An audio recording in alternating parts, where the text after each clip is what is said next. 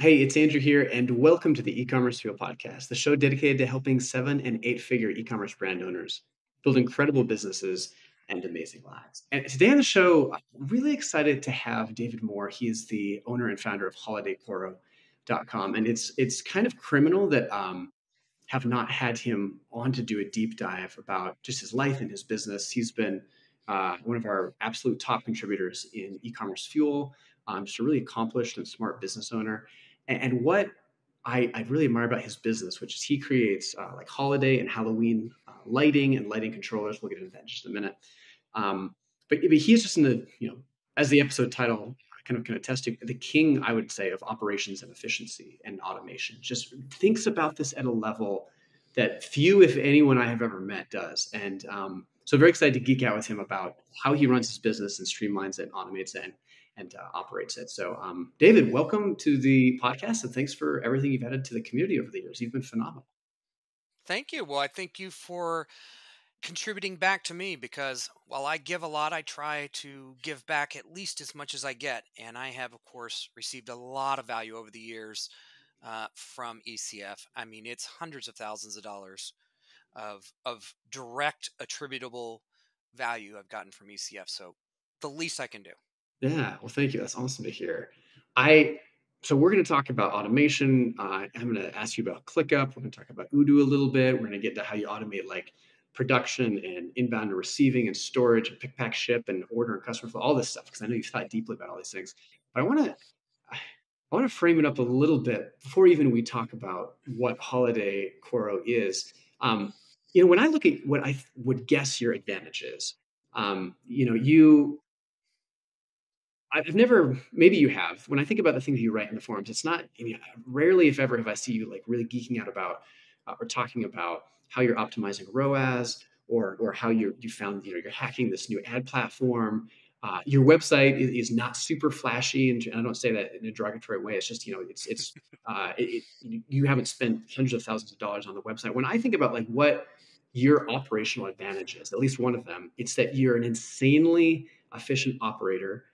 You have custom products and a vertical supply chain.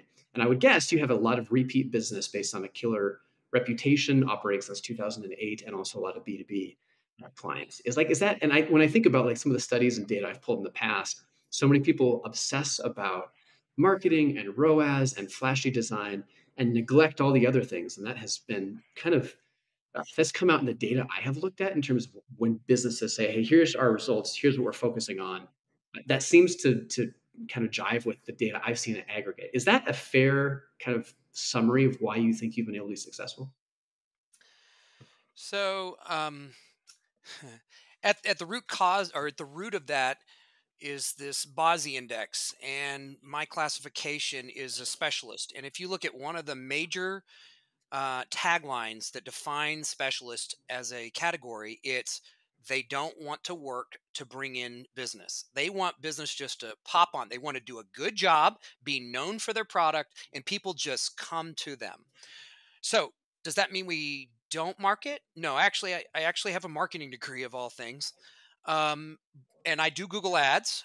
We don't run them year round, but we do Google Ads. And so I know how to market.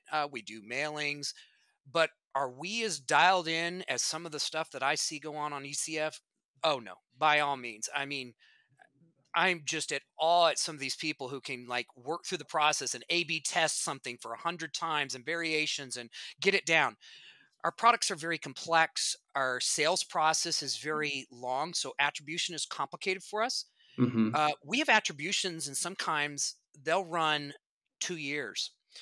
We have a fairly sophisticated CRM system that customer reaches out to us. We keep working with that customer until we get a sale or we get a no or a ghost. Right? We'll just keep emailing them. Right now, we have customer service dialing people. It's a slow part of the year. We have people dialing them right now, calling them up personally. So we've taken all our data, sorted it all. We know who our frequent purchasers are. We've then figured out which ones have not purchased since last year, but they purchase on a frequency that's usually every year, and figure out what their goals are. And then they put it into a spreadsheet. And then we have a hot list of customers that we can dial up in September. It's go time. and we already know they're ready to buy. We know that they've purchased in the past. So I'm a huge data guy between everything we've got in SQL. So every single order for 15 years is in SQL with every single item, every single customer. And combined with ChatGPT, there's nothing I can't eke out of it. I have even a remote question on something, it just comes out. So diving into SQL a bit, database that you're putting everything into, what does that allow you to do for someone who's not familiar with it? Why is that important? So how SQL came about, so we use Volusion. Nobody uses Volusion. It was a platform that was great. In fact, it was really amazing, and it has a lot of features that exist within it today that existed 20 years ago that even platforms today don't have. So I'm sometimes surprised when somebody will say on Shopify, "Oh, it doesn't do that," and I'm thinking, "Holy smokes, our platform's been doing that for 20 years." But the reality is, it's a bad platform. It's dead ended. The company's gone bankrupt one time, so I can tell what the writing is on the wall. So what we've done is we've taken that data, and originally this all started as a project to print customized labels. So we're huge about accuracy. Everything is about accuracy and efficiency. We take every process, we figure out how we can chop it down, get as much time out of it, get as many errors. If we get an error, why did it happen? We figure out the root cause. That all culminated in we need labels for our custom products. So we make these control boxes, and they're 100% custom. They could have hundreds of different possibilities of controller power and cables and boards and all this. And these And that, control the lighting arrangements that people buy for you for Christmas, for Halloween, stuff like that. yes. So, and I can talk in a bit about the major classifications of our product because there's three major groups of products. There's the base products, just like the lights themselves, the props, which is something we manufacture here. We machine it in a production facility we have here. And then the actual controller boxes that actually run all of the lights themselves. And so the controller boxes tend to be very customized because we have a modular system. So think of it as like a PC. You might buy a PC and put in a different processor, different kinds of memory, video card. So it's modular in that way. And so just like you would go to Dell and order a PC custom with the right amount of memory or the right whatever you want, we do the exact same thing. But of course, we don't have Dell resources. So the first step was is we needed to get labels that basically printed out exactly just like at a restaurant. The kitchen might say, here's the food, I want it cooked this way, I want it done like this, I need this on the sauce, I need this, salad with this dressing. All that needs to be documented so that somebody in assembly doesn't have to think about it, and they can just simply follow the recipe, put this wire in here, put this color. It shows them pictures of the plug types, like if it's going to another country and what voltages. And so we needed that as a label. So we said, well, first thing we need to do is get the data out of out of Evolution, which again, not a good application. So a good friend of mine that I've known for 15 years, I used to work with him in our old job where I retired from. He, super whiz, he wrote up a complete script that replicates the entire contents of our store every few minutes into a SQL database that's located on our facility at our building.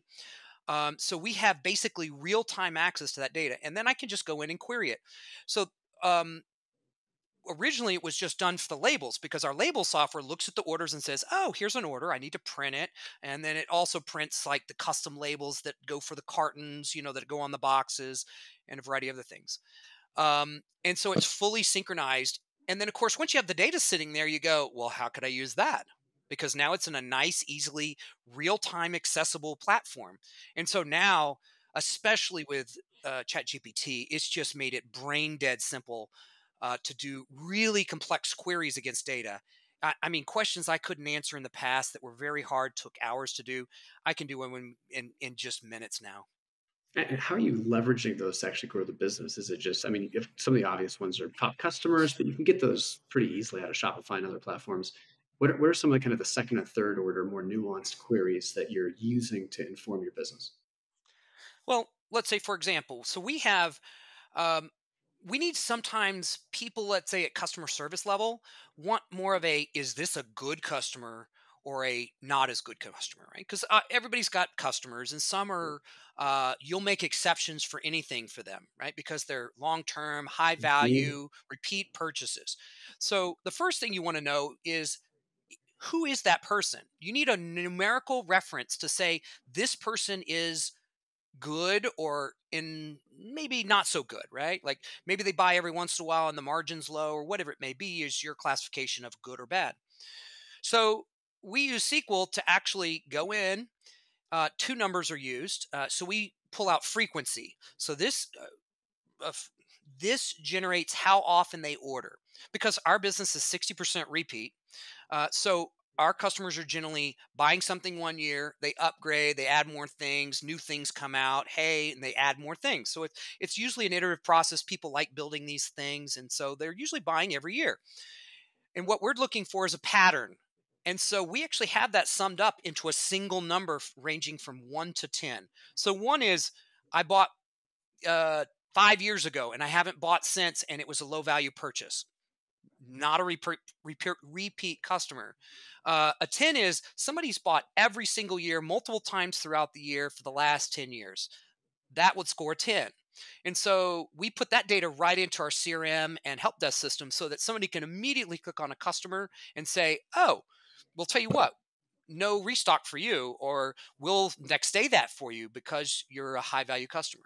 So does that is So that that, a programmer? And forgive the interruption, but you have a programmer who goes in. Will you have the SQL database that's synced every day with your store, and so anytime a ticket comes up, this is a custom integration. I'm guessing you programmed with APIs that will inject it. So every ticket that comes up in Gorgeous or HelpScout, whatever you're using, it will look at that email address and try to match that against someone in your customer database, and then give them an 1 to 10 rating as a customer. well, mostly. So we upload this data. So it comes out of SQL. It's in CSV format. Then we push it into our help desk system, which is also connected to CRM. So we have one customer record within the CRM help desk world. We use Zoho. And so that customer record, if you click on it, it will actually show you these two numbers. One is frequency of purchase, and second is value. So frequency is how often they purchase. So if are they likely to purchase soon? Are they not likely to purchase? Hmm. And then the second is just sheer value. What's the margin of the products they're purchasing? Do they purchase large amounts? Are they a customer purchase $100 order, or are they purchasing $5,000 orders? Right. And so that gets them on a scale of 1 to 10 also. So 10 is somebody, a commercial customer buying every year, they're buying $20,000 worth. And you will, as customer service or whoever, or if I'm in sales, we can then sort on that and say, oh, okay, well, this is a high value customer. So it allows you to very quickly see that. And that's all enabled through SQL, because the data starts in SQL, gets put in there. Unfortunately, it only gets updated once a month, but this is not an absolute. We're not looking for the exact amount that they purchased. You're not even looking at the amount of purchases. You're just looking at a number of 1 to 10. If they're 10, you need to do whatever it takes for that customer.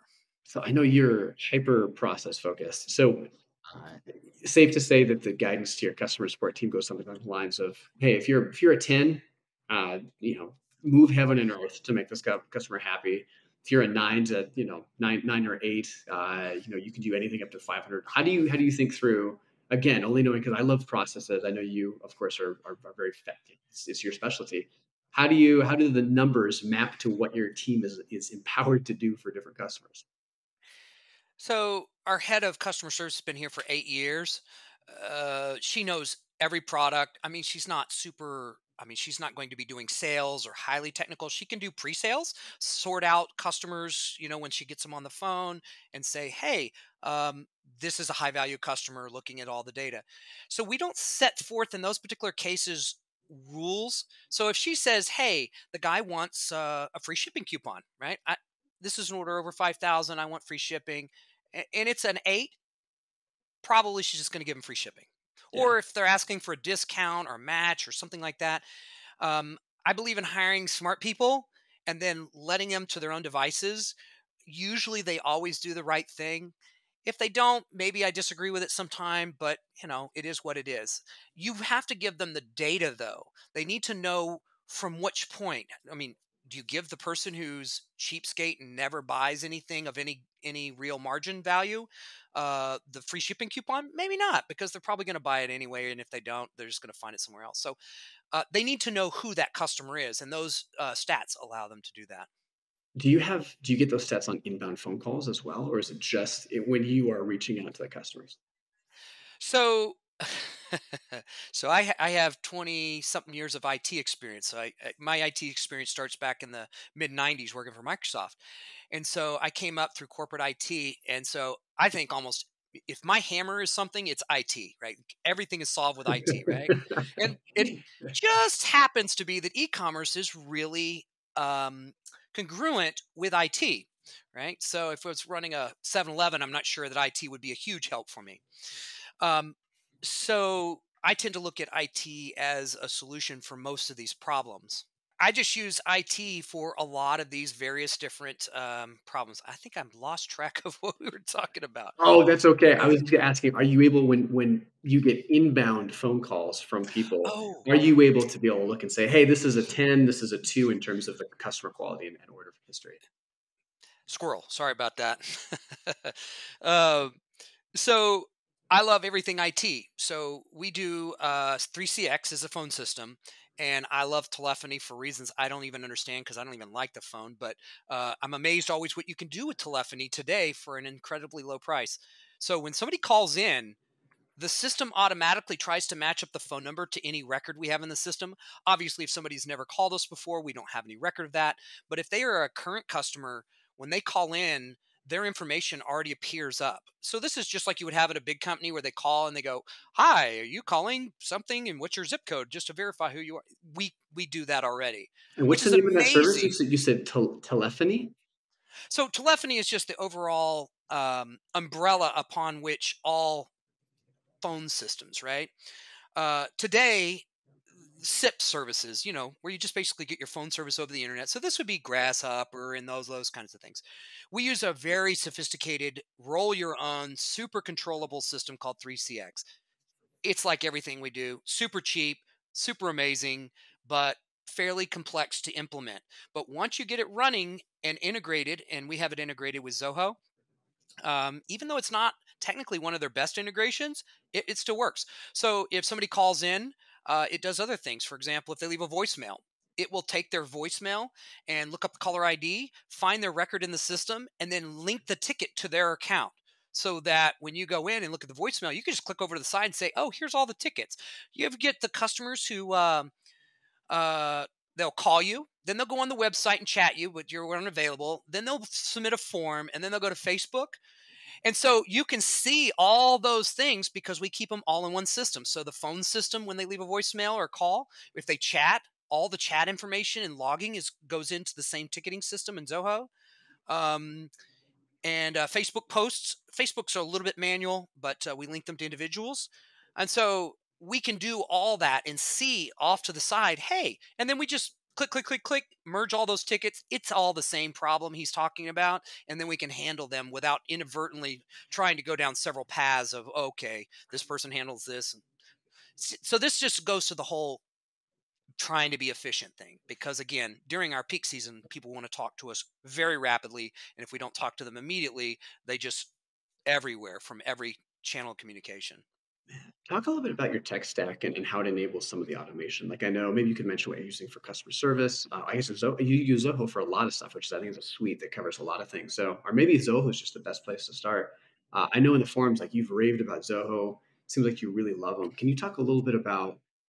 And yeah, I have no affiliation with them at all. What is it? What do they do? Is it like I think of it? And again, I don't know them very well. Is it like an ERP, like a kind of a ERP suite type of solution? And what does it allow you to do? You've already touched on some of it, but talk a little bit about why you love it so much and what it does for you. So again, my history is IT.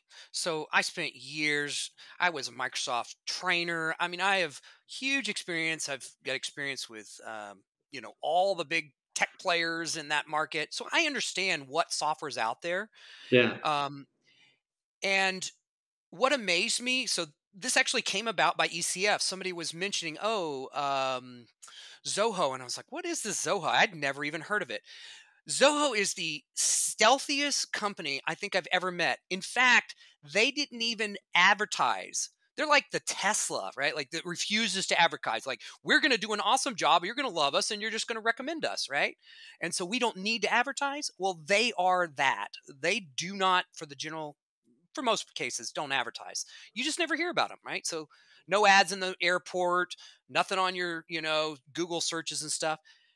What Zoho is a company that's very highly focused on technology, and it is a single platform. I think the closest match you might have is something in the Microsoft sphere, but more like Odoo. Like Odoo is kind of like got everything. It's got inventory, it's got forms, it's got websites, it's got and all these things can be deployed as modules.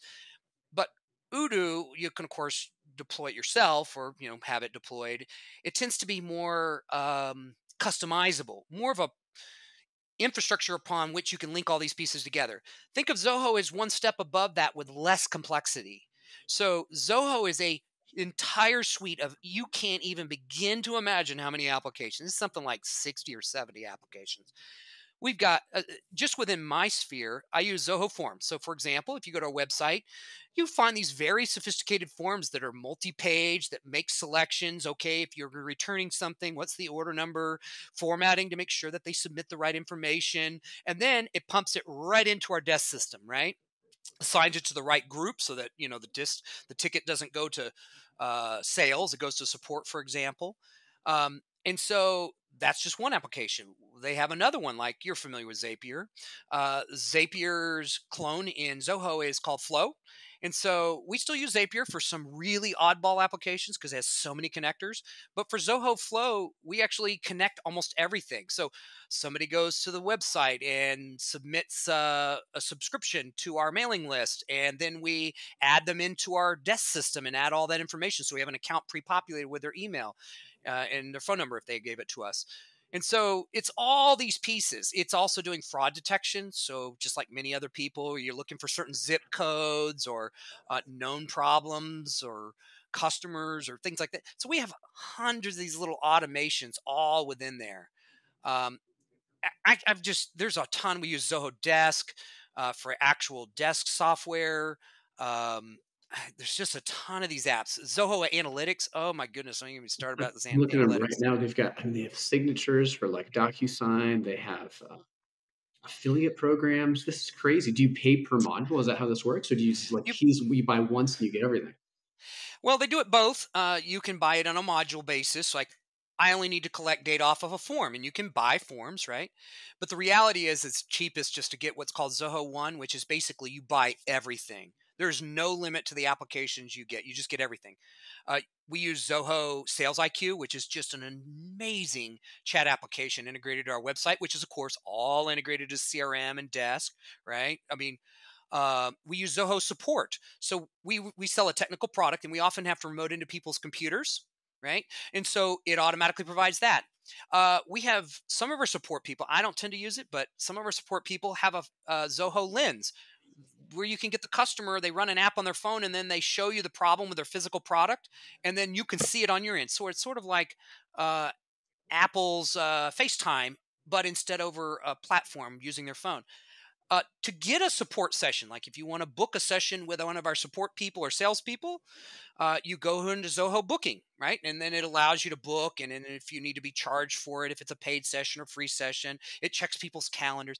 There's just an amazing Yes. number of applications. I cannot say enough about Zoho. What I is don't it? What does think it roughly cost per? Do you know how the pricing works? I'm guessing it's based on I think it's business. about $30 per person. And for $30, you just get everything. $30 per person per month. That's it. Uh huh. Wow. I was guessing it was going to be a unholy amount more than that. It seems like I mean it has the potential to kill like a couple dozen SaaS subscriptions that you have right now. Oh yeah, we have very. I think Zapier and we do tax separately. Some other weird, very specialized stuff. Zero. We don't use their books application because we were on Zero before that. Probably if we were joining them today, we would just use books because it's plenty good enough. My wife ran for political office. Used Zoho.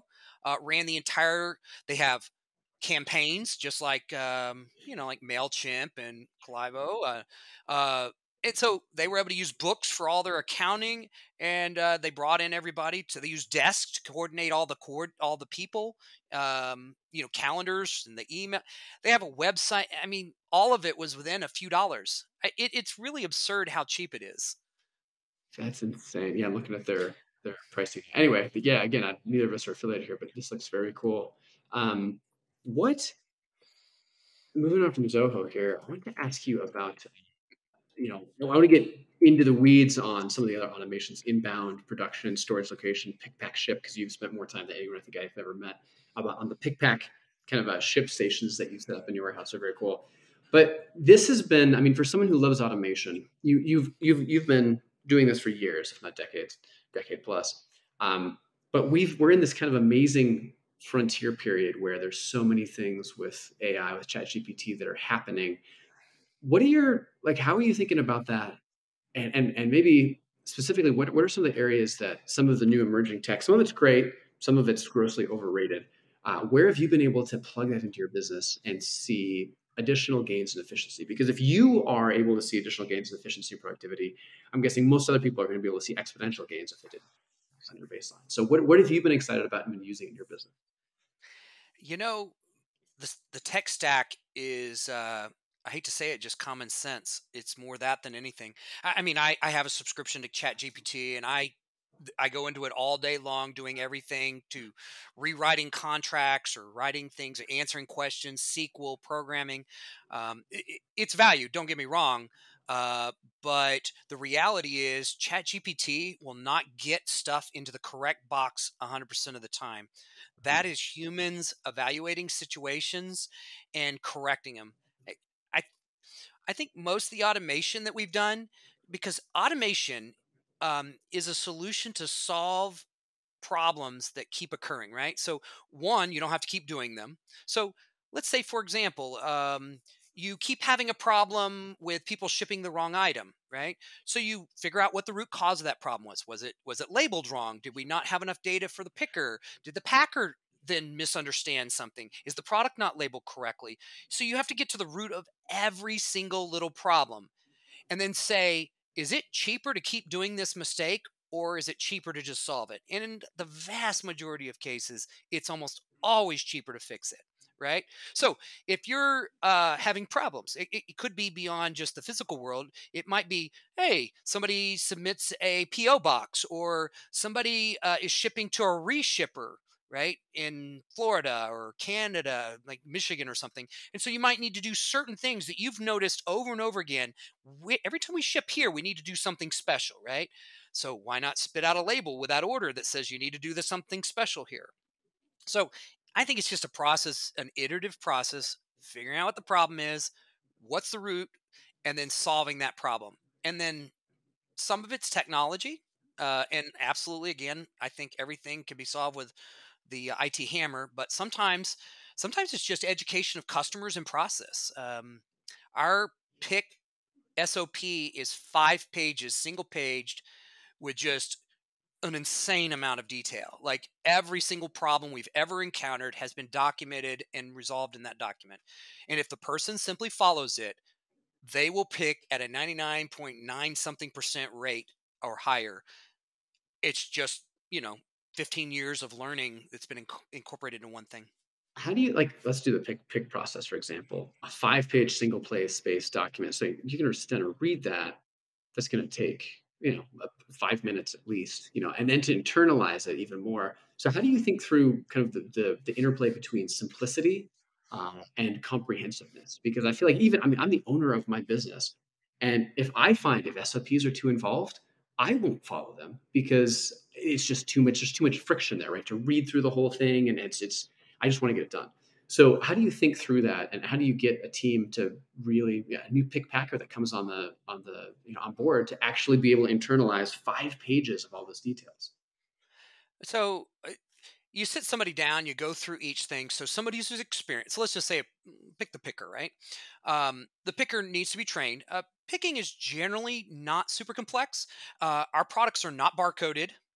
They do have locations within the warehouse that are generally pretty accurate, and most, but not all of our products have a part number on them. Not all, because you might have a metal rod and it's just not convenient to put that in there. But the box they come in is labeled. So what we do is we go through and we say, first, here's a document. Read through this, and then the current picker who's experienced explains why all these things are the way they are, because that document doesn't explain how we arrive. Sometimes people don't like to follow a process they don't believe in. Like, Yeah. why are you making me circle every single number in here on every specification? So if a product says it's 12 volts and it's black and it's got this length, we make the packer, for example, circle. Okay, they look at the product, it says 12. Okay, they circle that. If you've ever looked at a car, for example, you ever see the bolts and they have a little yellow line on them or Mhm. white line on them, that indicates to the person checking it down the line, hey, this person actually tightened that bolt, because, if the bolt's not tightened, somebody might get killed. So all those things have a process. And once people realize, oh, you got to tighten the bolt and you got to mark it so the guy down the line knows you actually really tightened it, right? It also forces you as a person to say, well, I'm not just marking the bolts, right? I have to mark the bolt after I tighten the bolt on the assembling the car. So we have the same processes in our system. They all exist for a reason. They didn't just magically appear. And we require everyone to follow those processes. And when they don't get followed, we root cause back to it. Why did you pick this wrong? Our customer service person's pretty adamant about making sure when she discovers mistakes. And then we do some basic stuff like a picker never packs, right? Like, so you could never have a packer that comes in at 7 in the morning. It's like, well, I'll just pick some stuff off the shelves and pack it. I know I've been here for 5 years. No, that doesn't happen. You can never pick and pack because you're 99.9%. You combine that with 99.9% on packing, then you get a near perfect accuracy. Almost no mistake can be made. So there's just some processes that we have. Technology takes a place in there, like the label process that I was explaining earlier. That solved a lot of problems where people couldn't read this really complex packing slip that had 10 lines in it, and it made it much easier for people to verify at the pick level and the ship level. So we've made things as simple as possible, and sometimes automation takes a play in that. um, and sometimes a lot of this is just not technology. Sometimes it's just common sense and process. uh, and if you don't have that process, you just have to accept the mistakes. um, when we have an AOV of 150 in off peak and 250 in peak, um, a mistake can cost you a huge amount of money. A $200 order could cost you $500 by the time you ship it back, and the customer service, and the next day, and the your customer goodwill and all that. It just is. It's always cheaper to do it right than do it wrong. Yeah, it's a great quote. Well, you use, we talked about Zoho quite a bit. ClickUp, I believe, is something you use and love quite a bit. And someone who's very much contemplating moving the entire business, our ECF's operations, everything over there as well. Uh, what what do you love most about ClickUp? A lot of people I think are familiar with it. If they're not, it's kind of think of Sauna, but slightly more customizable, more automation oriented. What is it that you love about ClickUp? What are you using it for? And how does it play a role in your business and automations? I would say the most common thing is ordering. That's the number one thing, right? So this is, oh, the pack stations are out of tape, right? Or, oh, hey, the keyboard's broken. We need to order a new keyboard, or I need a USB cable, or whatever. I need printer ink, or whatever's down. So we have an ordering system that allows us to select common products and all that, and that goes in. It's then assigned to a particular person who orders it.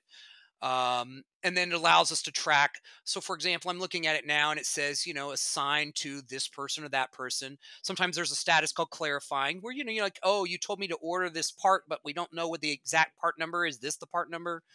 And then we go to ordered, and then, of course, shipped. And then finally, once it comes in. So it's kind of like a receiving system also, because the person receiving it in the warehouse has to go through, find the thing that was ordered, and check to see, hey, we ordered 20 rolls of tape. Did we get 20 rolls of tape? So it's not a sophisticated system for, like ERP and management of goods or anything like that. But for what we need, it's plenty good enough. Definitely better than nothing. Interesting. And I can't help but notice, but you're looking like we're on video, of course. You're looking up at this, much higher than what I guess the normal monitor is. Like you've got like 4 monitors across the ceiling here. So I can't see it. You don't need to turn around. But how many monitors do you have Uh, that you're looking at right now? I have three 32-inch, I'm sorry, four 32-inch 4K monitors. So one on my left has all, what is it, 16? No, 16 cameras. So we have 40 something cameras at this location and a few more at our other old shop that are all integrated together so I can see them in one place. Uh, I I love cameras. It allows me to see what's going on. It's helped us document all kinds of problems. You name it. Love cameras, just love them, and they're cheap. There's no reason not to have them in a physical facility now. And then at the top, my second monitors, and this is again, this is all efficiency, right? Because these monitors are cheap. I'm going to have them for 10 years. My eyes aren't going to get any better. So might as well have this many. The other monitors are above me. Typically, if I'm looking at two spreadsheets, I've got like maybe I've got a forecast for what's being ordered, and then I've got the actual order on the top.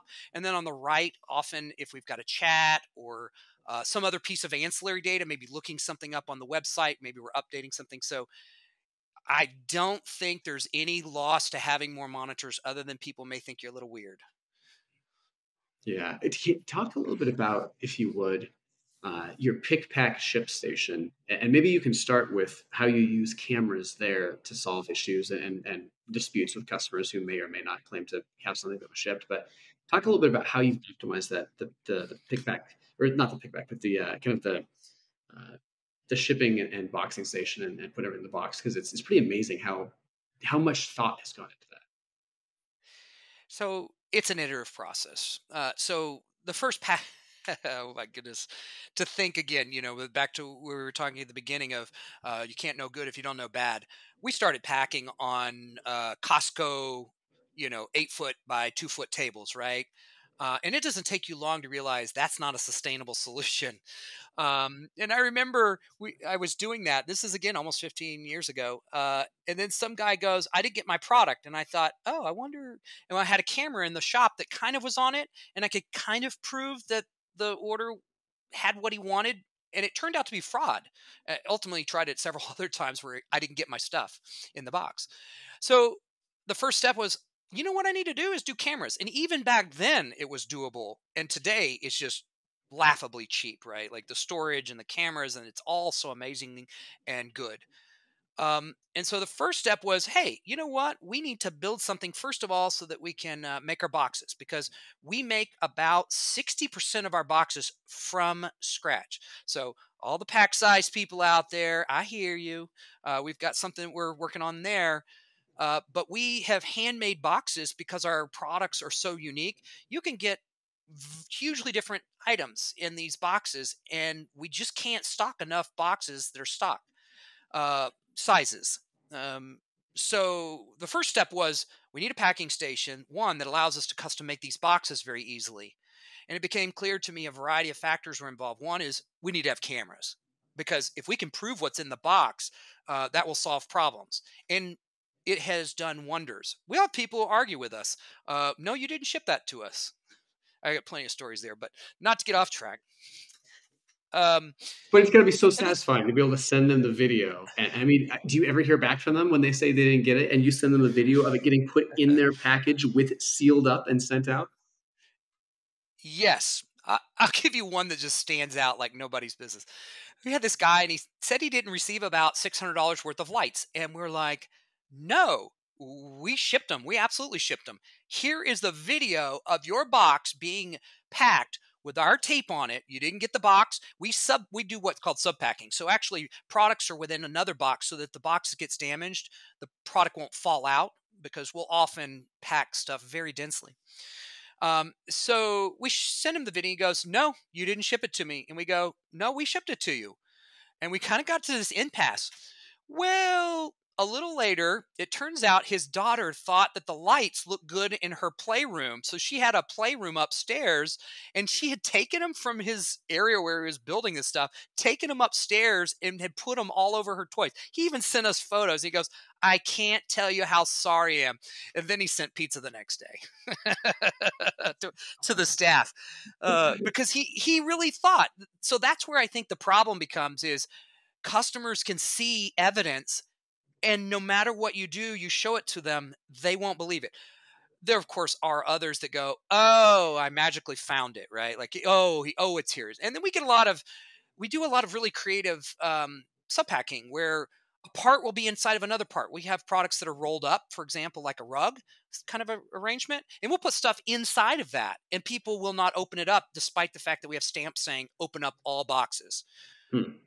And so it has saved me, I can't just, tens of thousands of dollars over the years, chargebacks, all that kind of stuff.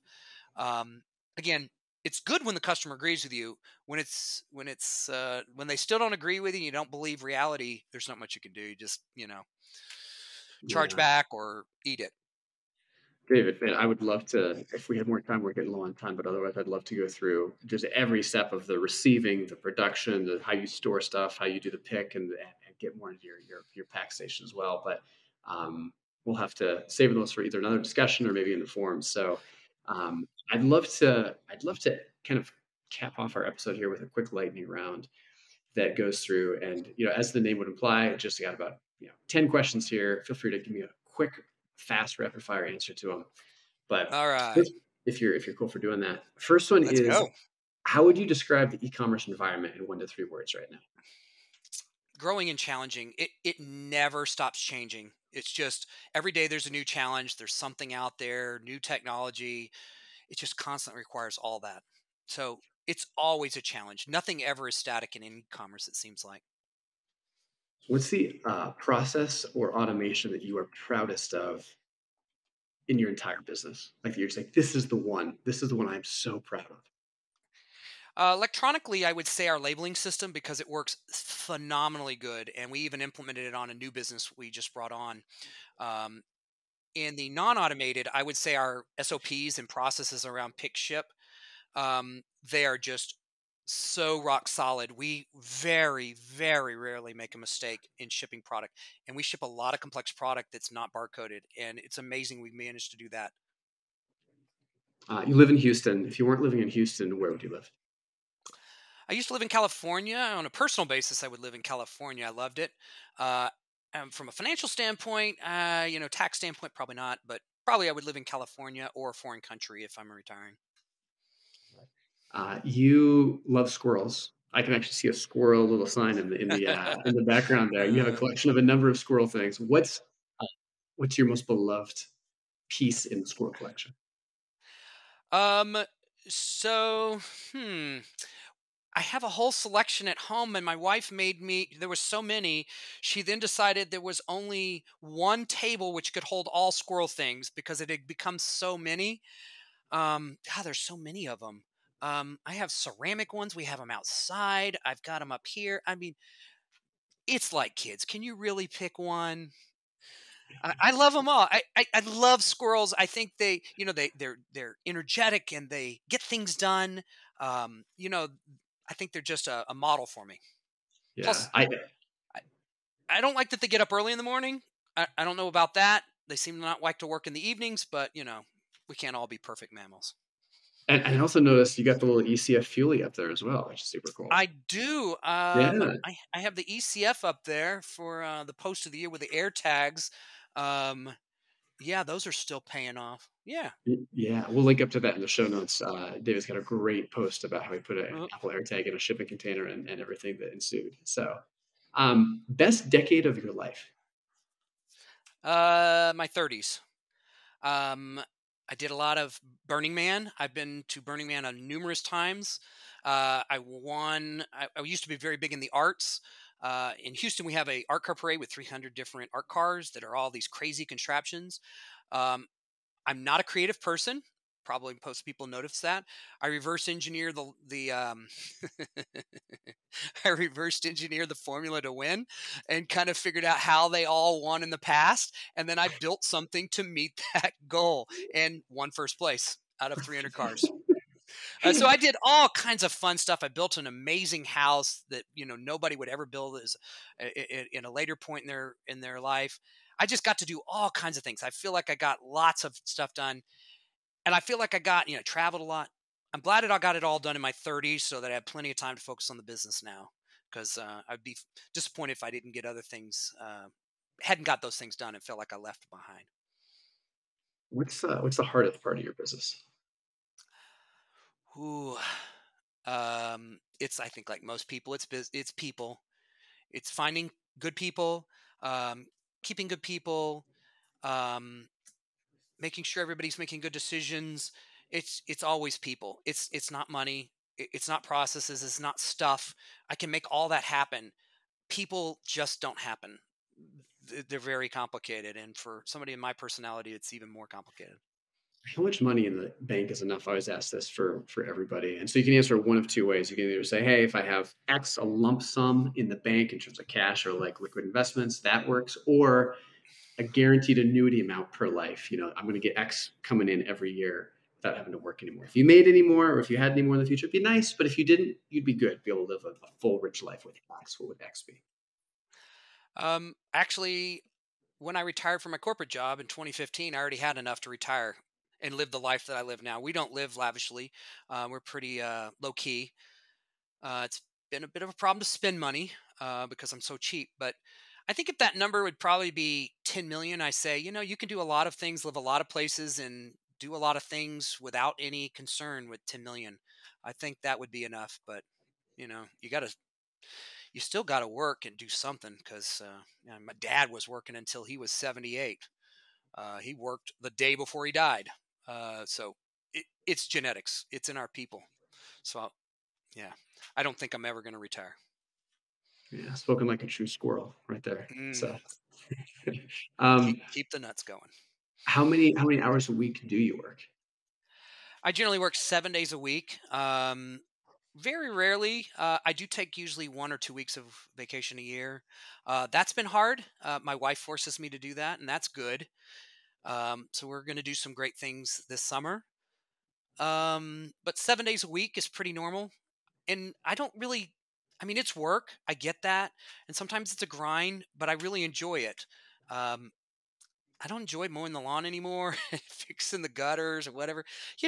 This brings me more joy than those things. And like I said, uh, all my people, my grandfather worked till 83 selling cars in a car lot. Uh, I think it's our genetics. We just have to work. My mother was working until she was 77. So this next question is rather, and again, this isn't customized for you. It just happens to be in the flow, but given the conversation, kind of interesting. Number one hobby, and you can't say work. So if you're at work, away from work, the one thing you enjoy doing, what's that? Um, I love building stuff. I've always built stuff, art cars, buildings. Um, I just love physical construction. There is only so many hours a day I can sit in this chair. Sometimes I actually have to get up and go out there and just see what's going on because I get so bored sitting in this chair for 10 hours a day or 9 hours a day. I just have to do something physical. Um, that's probably one of the bad things about doing this is that you're so valuable at this level that you need to be sitting in front of the computer because that's where the most value add is. Going out and bailing boxes, not valuable, but boy, I love doing it for some reason. Driving the forklift, love driving the forklift. I don't know that my warehouse manager likes me driving the forklift, but I love driving the forklift. And so, like, this last on Memorial Day, I was out there redoing all the pallets to do all the pallets in the pallet slots because I was a little bothered that they weren't efficiently done. And so, not everybody subscribes to the ethos of that level of obsession. So, And then last question: who's one of the more interesting people you've met through ECF? Could be in person with live events, which you've been to a number of, or it could be just in the forums that you always appreciate their contributions. But who's someone who stands out? It's like I just for whatever reason I like what they're putting out there. Dustin, Michael. Um, it's interesting to see that how people clump together, and this kind of goes to that whole Bozzy index.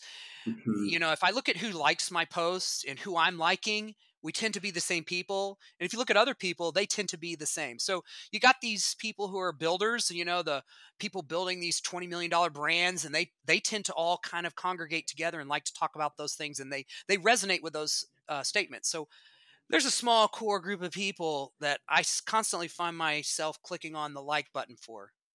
That they're really great people, and they kind of share it. I don't know if that's good, but You tend to zebras with zebras, right? Yeah. So that's Dustin Chafin, I would guess. And which Michael are you referring to? Jelf. Okay. Jay. Yeah, I remember it was like, um, yeah, he was that. Yeah, I digress. I don't want to get off on a track here. Well, David, this has been super fun. Thank you. And again, in the off chance you're listening, and well, I mean, heck, everyone needs lights for Christmas or Thanksgiving. Or Thanksgiving. Everyone needs lights for Christmas if you celebrate it, and also Halloween. So. Or just the holiday season. Holidaycoro.com. Check it out. Make sure to check out the amazing. He's got some. He also has some really fun YouTube videos. As I was, kind of digging in for this just went through and looked at some of the YouTube videos you have of the customer submitted light shows that people put on, and it's pretty cool. It's just entertaining to browse your site. So whether you need them or not, check it out. It's a very cool website, and just really appreciate not only you just coming on and talking about automation and the business you've built, which is super impressive, and a lot of respect for what you've built, but also just being in the community. Like I said at the top, you've been just such a phenomenal member and contributor, and just entrepreneur in the community. So thank you for everything you put out there, and it's been a joy having you in the group. And yeah, so fun to be able to dive deep and geek out about automation with you. So thanks for coming on and being a part of this. Thank you, Andrew. Appreciate it.